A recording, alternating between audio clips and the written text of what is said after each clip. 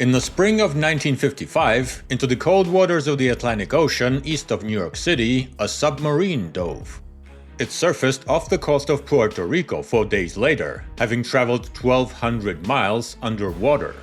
During this voyage, it broke several records, far surpassing any other submarine, and only one technology could have enabled such a leap.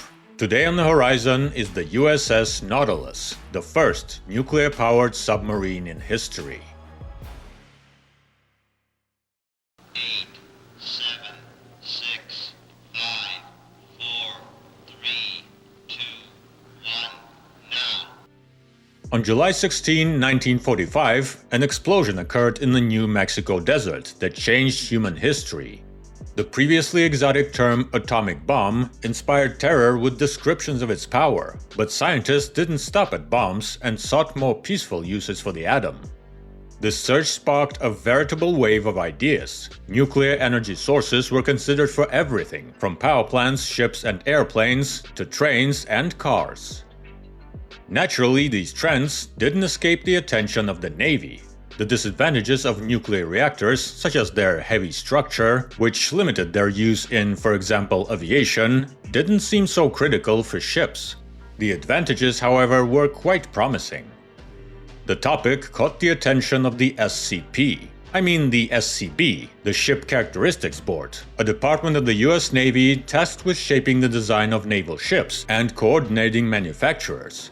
They initiated numerous projects to integrate reactors into various naval platforms. Submarines were of particular interest, since a nuclear reactor on them not only enabled long-term autonomous missions, but also solved one of the chronic problems. All previously existing submarines were equipped with internal combustion engines that required air to operate, meaning they had to spend time on the surface with all the attached risks in military conditions.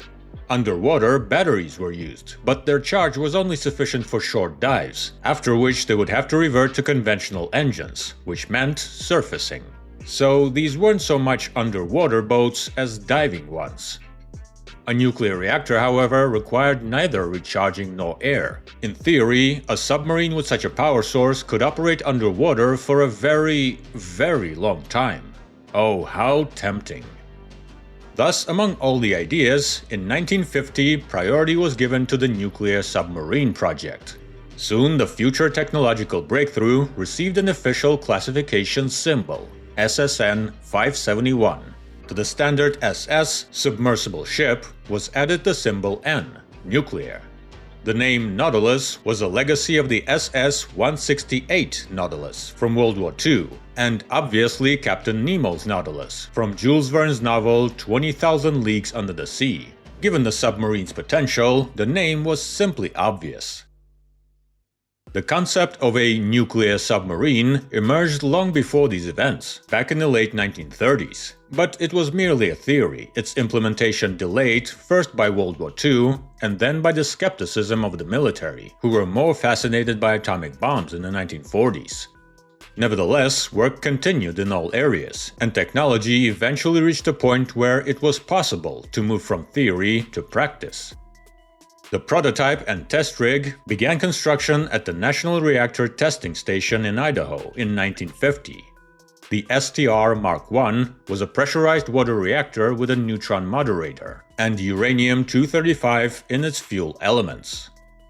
The work was serious. The reactor was assembled and launched in 1953, and after reaching nominal power, testing began, simulating long-term underwater cruise.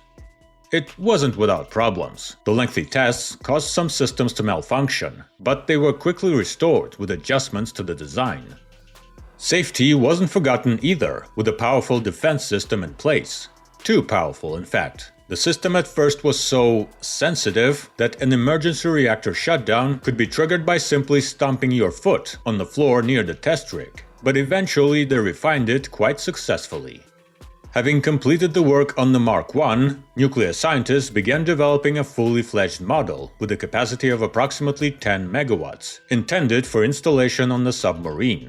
Westinghouse Electric was responsible for manufacturing, which is why the reactors were renamed. The prototype was called S1W and the production version S2W. Submarine second generation by Westinghouse, which was intended for installation on the Nautilus. By the way, the same guys were simultaneously creating another reactor, the A2W, aircraft carrier second generation by Westinghouse, which became the heart of the world's first nuclear-powered aircraft carrier, the USS Enterprise. The submarine was designed in parallel with the reactor. Nautilus was laid down in 1952 at the General Dynamics Electric Boat Shipyard in Groton, Connecticut. It was immediately clear that the design would have to be seriously revised, so the shipbuilders used all available developments, both their own and those of others, primarily one of the engineering masterpieces of the end of World War II, the German Type 21 boat. The Nautilus was 97.5 meters long and had a submerged displacement of nearly 4,100 tons. While she seems tiny today, in the early 1950s she seemed enormous.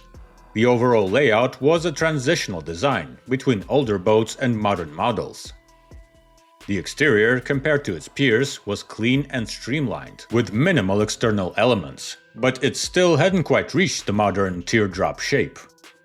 The interior layout is more or less classic. The bow houses a small sonar module on top and the weapons bay with 6 torpedo tubes below. Torpedoes were the boat's only weapon. Further down are the crew quarters, about 100 sailors and 13 officers. The boat's size did its job, offering a much higher level of comfort than her predecessors. In the center under the sail is the bridge and main control centers. Next comes the main innovation, the reactor compartment with its advanced shielding in both directions, of the reactor with external environment and the external environment from the reactor. The propulsion system is located at the stern of the boat. Steam generated by the reactor is fed to turbines with a total capacity of approximately 13,400 horsepower, which in turn rotate a pair of propellers located on either side of the hull. The propulsion system is duplicated. They didn't rely entirely on the reactor, and diesel generators were nevertheless installed. The boat was controlled in the water using all rotating rudders at the stern and a pair of retractable fins at the bow. Construction proceeded quite successfully. Nautilus received its reactor on time, and in early 1955, the First Lady Mamie Eisenhower ceremoniously smashed a bottle against the hull, after which the submarine was launched. However, she remained in the shipyard for about a year, as some components had to be finished while already afloat. In 1955, Nautilus set sail for the first time, broadcasting the memorable signal, underway on nuclear power. And there was plenty of work to do. Everyone was eager to see what she was capable of. The first voyage was to Puerto Rico, 1,200 miles in less than 4 days, underwater. A world record for submerged duration on the very first attempt. Her speed was also quite impressive, 23 knots, quite decent for a submarine of that time. Over the next couple of years, the boat mostly carried out similar missions, serving more as a laboratory for studying new effects and principles, and also for rewriting tactics of anti-submarine warfare. The experience of World War II was practically useless against nuclear submarines. Over time, Nautilus began visiting more distant regions, first heading to Europe, where she first appeared before the British and French military. They couldn't help but boast.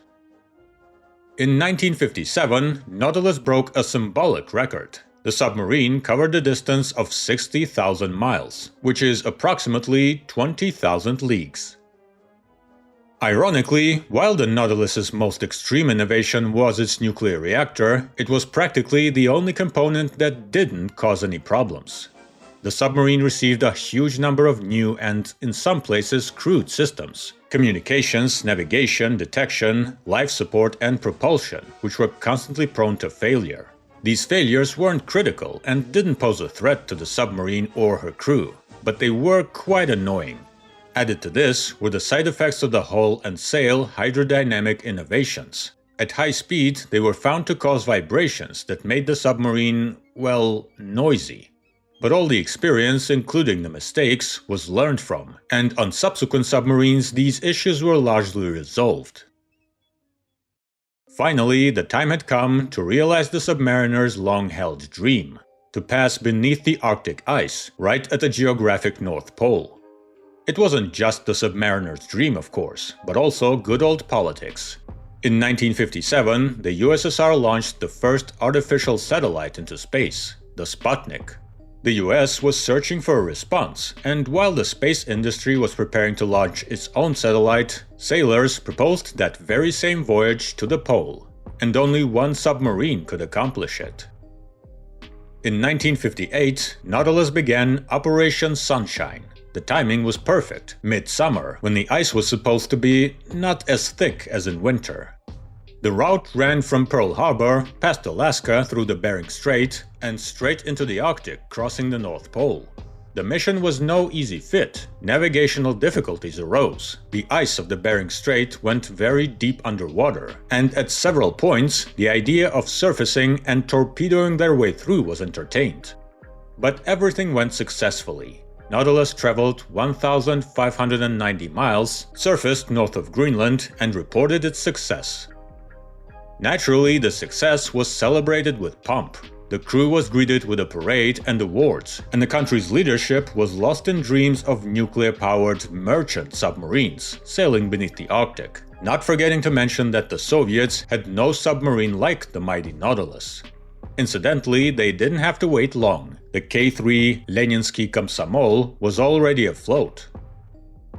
In its normal mode, Nautilus served primarily in the Atlantic Ocean and performed a variety of missions, both standard ones like patrols and non-standard ones, like the blockade of Cuba during the Cuban Missile Crisis in 1962. By 1966, Nautilus had covered another record mile, the 300,000th. It was then that she encountered her first serious incident, a collision with the aircraft carrier USS Essex. Such a cool boat could not have crushed into something simple.